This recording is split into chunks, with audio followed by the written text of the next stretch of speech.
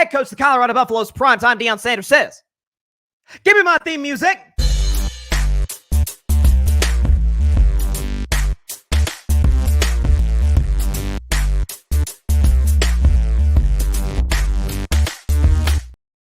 This week's edition of Carving Out the Context, we're going to be talking about Nick Bosa, superstar pass rusher for the San Francisco 49ers, who at the end of the game, after the 49ers beat the Cowboys 30-24 on Sunday Night Football, Melissa Stark for NBC, I'm sure everybody's seen it. She's interviewing Brock Purdy, the kid Garindo, I think that the young running back for the 49ers who had a great game, and George Kittle, all of which were excellent in the win over Dallas.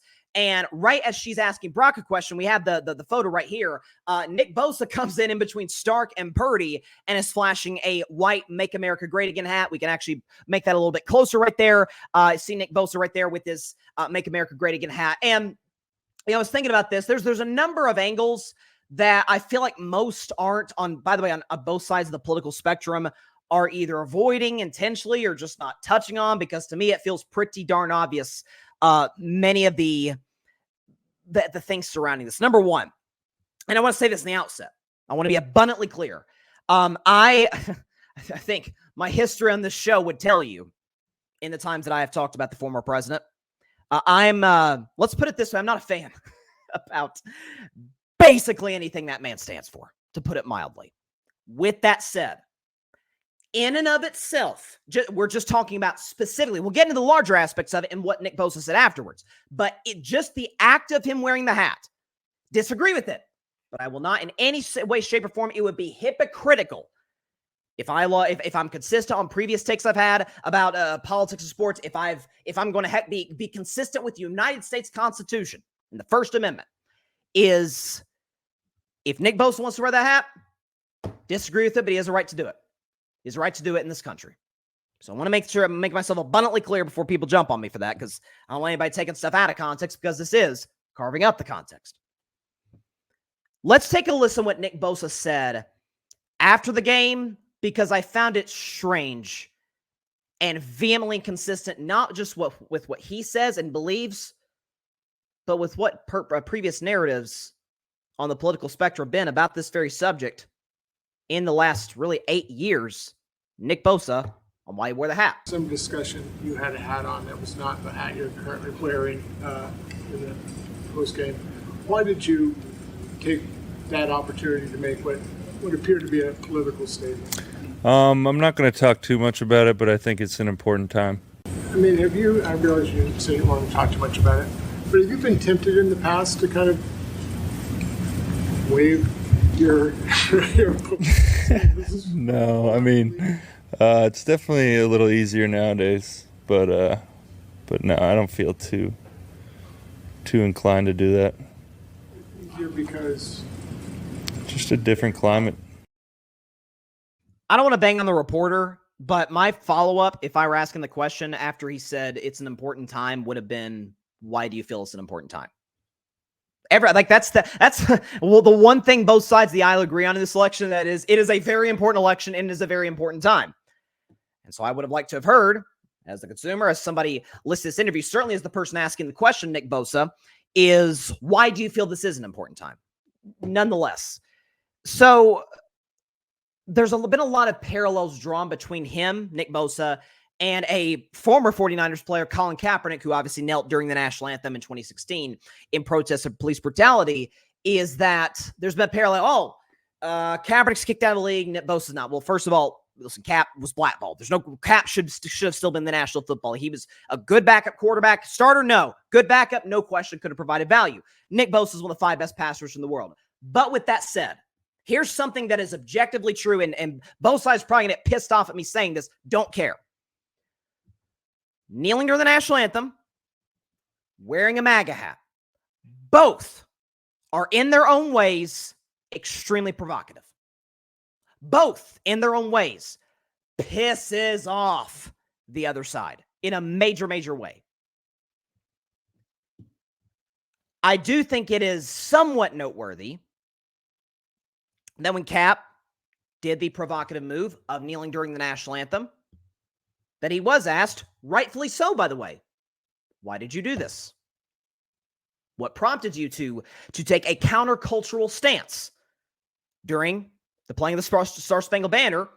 And Cap, agree with his position or not, there's no question why he did it, or there's no misinterpreting of why Colin Kaepernick knelt during the national anthem. He said explicitly, police brutality, there's young black men and women getting killed in the streets by cops, all these different things. And Cap elaborated on it extensively, as did Malcolm Jenkins, as did Kenny Stills, as did other athletes, even white athletes like Chris Long, elaborated on this. And so my thing is, if you're willing, Nick Bosa seemed oddly uncomfortable in that post-game press conference. My thing is this: if you're going to, by the way, I've always said this. I'm different than some folks that want athletes, because these people do exist. Anytime something major in the political world happens, people are, and this isn't just the case with athletes, but with high-profile celebrities, what do you have to say about it? But in some cases, A, maybe I'm not educated about this. B, maybe I don't have the right words to say. And C, even if I do have the right words to say, maybe now's not the time. I can contribute down the road because I'm an American citizen, and my opinion counts the way everybody else's counts. And so I'm not saying Nick Bosa in the middle of election, I need to hear his opinion. That said, you wore that. And by the way, Nick Bosa is not the only Trump supporter in the NFL. That's putting it mildly. There are folks in the NFL that are going to vote for Trump or are going to vote for Kamala Harris that are not going to disclose that. So I'm not going to demand to hear what they have to say. But if you are going to disclose that, I think it's incumbent upon you as a public figure, regardless of who you're voting for, to disclose why. And also, too, is that, and the one thing I really wanted to hammer home, I said back in 2020, this is before I even was on YouTube, was during the George Floyd protests. I said, folks, whether you like it or not, it is true. Stick to sports is dead. Not only is it dead, or in some ways, part of the reason that it is we know, and I have been on this for years on this show, athletes being outspoken about politics, be it Nick Bosa, Harrison Butker on one side, be it Steph Curry or LeBron James on the other, does not impact ratings. It never has. The history I've gone through, I won't go into specifically. I've done segments on this in the past. Many of carving out the context segments about this. I've talked about it at length. As a matter of fact, I actually did a video about why the NFL ratings were going to come down this year, and they have. I was right on that. But those that are let's put it this way. Those that have said, hey, Nick Bosa are trying to cancel the man for his political beliefs. I mean, this guy's courageous. This guy... Disagree with the stance, going to defend his right to do it. Be nice if you gave that same energy to athletes that are talking about things that you don't agree with. Shut up and dribble. Remember, that was the thing? Nobody wants to hear what athletes have to say unless they agree with me. Conor McGregor, Nick Bosa, Harrison Butker, can be anybody. If they agree with me, hey, good on you, my man. You are really standing up against the... Oh, but if they disagree with you, then it's a problem. Then it's shut up and dribble. Then it's, no, you stay in your place. You are here. I am here to watch you bounce a ball. You serve no other value than to do that. When, of course, they have the same rights as those that agree with you as it pertains to speaking their mind, speaking their opinion in this country. That's the beauty of the United States of America. That's the beauty of a democracy, as we all get a say. And by the way, I am big on the idea that make sure you're educated ahead of time. Maybe Nick Bosa isn't, and that's why he didn't say anything. Because agree or disagree with Cap's stance, he didn't leave a doubt as to why he did what he did. Again, Cap, Bosa, kneeling, MAGA hat. In different ways, provocative stances. We asked Cap, rightfully so, by the way, why he did what he did, and pressed him on it, as well as Malcolm Jenkins, Kenny Stills, and others. How come we can't do that with Nick Bosa? Now, again, I'm not doing this to bang on the reporter. I don't want to sound like I'm doing that at all. Like, it's an awkward situation. He probably didn't go to Levi State and think he was going to ask a question about Donald Trump. after the game. But I would like the consistency and because my thing is this, either, and I disagree with one stance, but if you're consistent, I respect it.